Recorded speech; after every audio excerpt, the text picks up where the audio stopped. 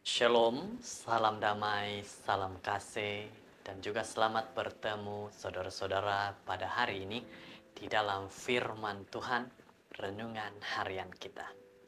Kita akan belajar satu lagi pelajaran yang akan kita ketahui di dalam keluarga apa yang harus kita lakukan. Mari kita sama-sama berdoa.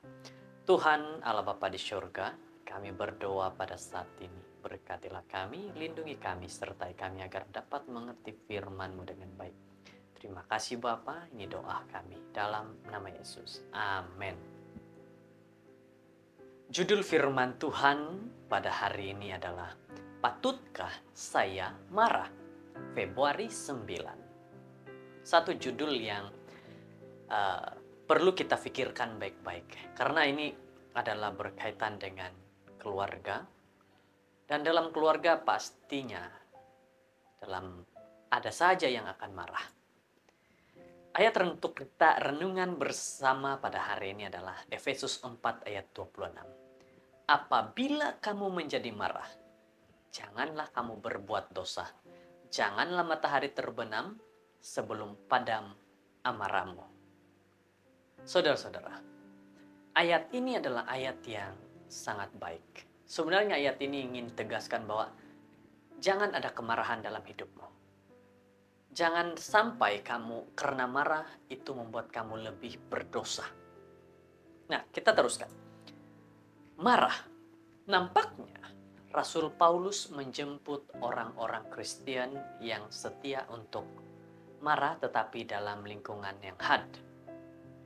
Stephen menggunakan ayat ini untuk berteriak pada istrinya ketika istrinya melakukan sesuatu yang tidak dipersetujui.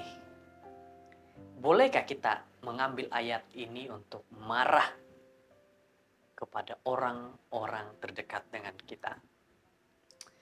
Pada suatu hari, suatu ketika, seorang kawan rapat memberitahunya seperti Stephen, tidak adil untuk marah kepada istri kamu.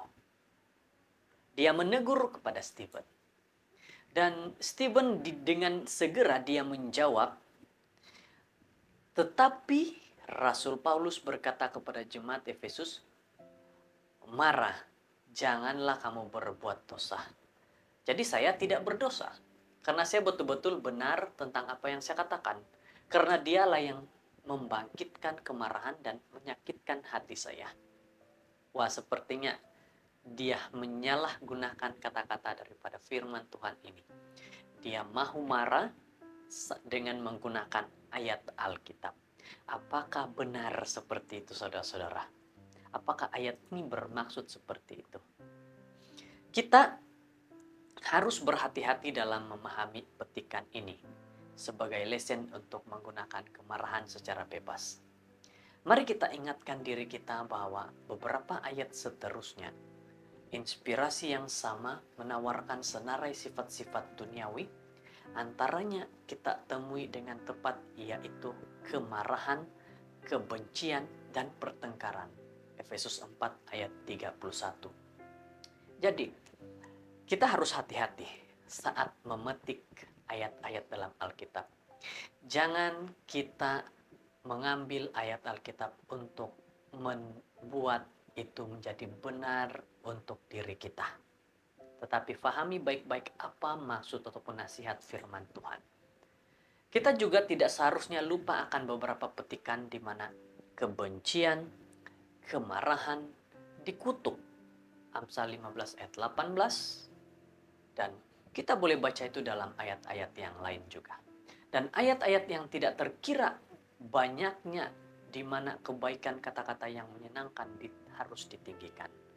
Amsal 15 ayat 1. Saudara yang terkasih, ingatlah bahwa ayat-ayat dalam Alkitab bukan untuk kita guna dengan salah, tapi harus kita gunakan dengan benar. Sebahagian besar ahli teologi memahami bahwa kemarahan ini merujuk kepada kemarahan terhadap dosa, ketidakadilan, kelakuan tidak bermoral, serta kepalsuan. Jadi apa yang dikatakan oleh Rasul Paulus bahwa Paulus tidak mau orang-orang Kristen menggunakan kemarahan terhadap pasangan, anak, jiran, kawan, atau saudara, tetapi harus menentang kejahatan. Seperti kata Agustin, dari Hippo, cam dilection hominium et odio victorium. Kasihilah orang berdosa, benci akan dosa. Marah ialah emosi negatif yang menyebabkan berpeluh, tekanan darah tinggi, peningkatan kelentangan suara, pandangan yang menusuk, tangan yang menggeletar, wajah yang tegang, penggunaan kata-kata yang menyinggung, dan penderaan lisan atau fisikal. Gejala ini tidak baik untuk kesehatan fisikal atau moral dan peningkatan hubungan interpersonal. Jadi saudara-saudara, apabila kita marah, maka akan banyak hal-hal yang tidak baik terjadi. Lebih baik kita jangan marah, ataupun kalau marah, biarlah dapat menenangkan diri dengan secepatnya. Jangan marah sehingga ada emosi negatif. Jika Anda mempunyai kecenderungan untuk marah pada orang lain, mulahkan perubahan hari ini. Ingat bahwa masalah Anda mempunyai dua cara, yaitu Anda sendiri dan juga Tuhan sahaja. Tidak melibatkan lain-lain orang. Saudara yang terkasih, perangai mudah marah yang telah berakar umbi memerlukan campur tangan ilahi, campur tangan Tuhan. Serahkan dirimu di tangan Tuhan dengan setia. Percaya bahwa Tuhan akan melakukan segala yang mungkin. Tambahan pula, Anda perlu memainkan peranan Anda dengan mempelajari cara mengawal kata-kata Anda. Bertenang, menggunakan kata-kata yang menyenangkan dan adab baik sehingga semua ini menjadi kebiasaan Anda. Dengan cara ini, Anda akan melakukan apa yang Tuhan minta Anda lakukan. Buang semua perasaan marah dan geram. Kolose 3 ayat 8. Jadi saudara-saudara, patutkah kita marah? Sepatutnya kita jangan marah lagi. Karena itu akan menimbulkan dosa, itu akan menimbulkan perkara-perkara yang negatif, dan akan menimbulkan hal-hal yang tidak baik dalam keluarga kita. Jadi, jangan marah, dan biarlah kita dapat tetap tenang. Buang semua perasaan marah dan geram.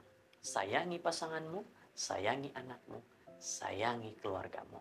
Tuhan memberkati. Mari berdoa. Tuhan, terima kasih nasihat-Mu. Terima kasih segala-galanya. Kami bersyukur karena kebaikan dan nasihat-Mu ini. Kami serahkan keluarga kami, diri kami, terutama sekali diri kami ini Tuhan, dapat lebih tenang dan tidak marah. Terima kasih Tuhan, Kau memberkati kami. Dalam nama Yesus. Amin.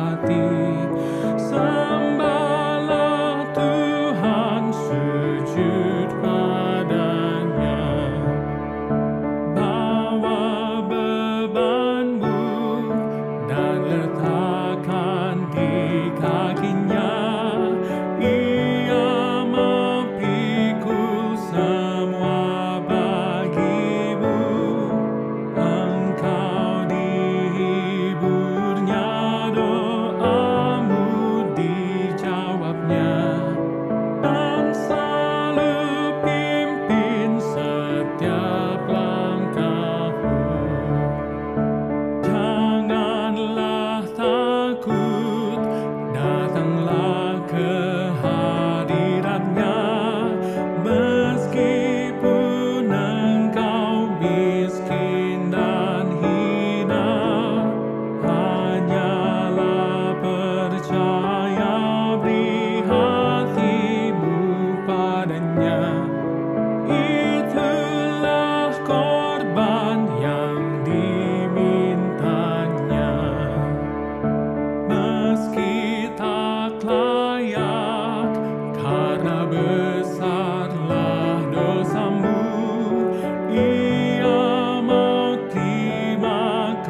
makna